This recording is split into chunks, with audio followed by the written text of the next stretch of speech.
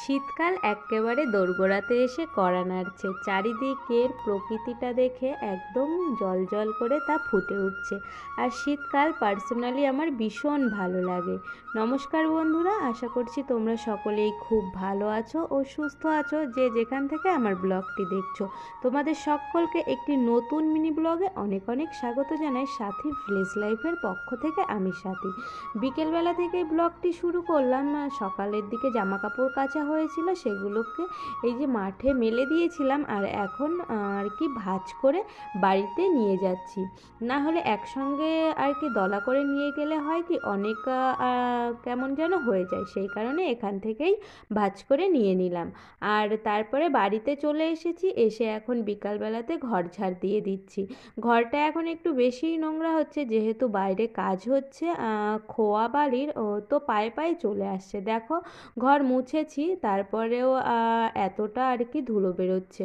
সকালে একবার ঝাড় দিয়েছি, মাঝখানে মুছেছি, এখন আবার এই যে ঝাড় দিয়ে নিচ্ছি, তাও অনেকটা ধুলো বেরিয়েছে। তো এখন তো একটু আর কি বেশি করেই ঝাড় দিতে হবে বা মুছতে হবে। আর বাড়িতে সবসময় তো চটি পায়ে থেকে মা বাবা পারে না, ওদের অনেক কাজ করতে হয়, সেই কারণে ধুলোটা একটু বেশিই হচ্ছে। সে যাই হোক, ঝাড় দিলেই চলে যাবে। তো তোমাদের সঙ্গে গল্প করতে করতে বিকালের কাজগুলো আমি এইভাবেই সেরে নিচ্ছি। আর বাড়িতে দেখো চারিদিকটা এখন ভীষণ আর কি ছেটানো রয়েছে। তো ঠান্ডা পড়ে গিয়েছে আর শীতকাল আসছে। শীতকাল মানেই তো নানান রকমের খাওয়া দাওয়া আর পিকনিক, তাই না?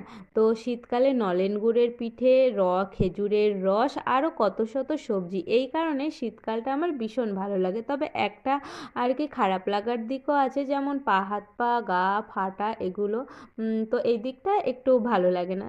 তো যাই হোক, এই যে এখন সন্ধ্যা হয়ে গিয়েছে, আর এই যে বাজার থেকে বাবা মুড়ি নিয়ে এসেছিলো, সেটাকে আমি আর কি বয়ামে ঢেলে নিচ্ছি।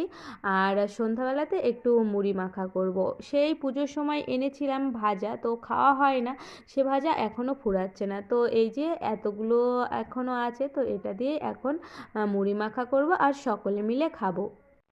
তো এই যে শীতকালে এগুলো বেশি খাওয়া হবে, গরমকালে তো ভালো লাগে না।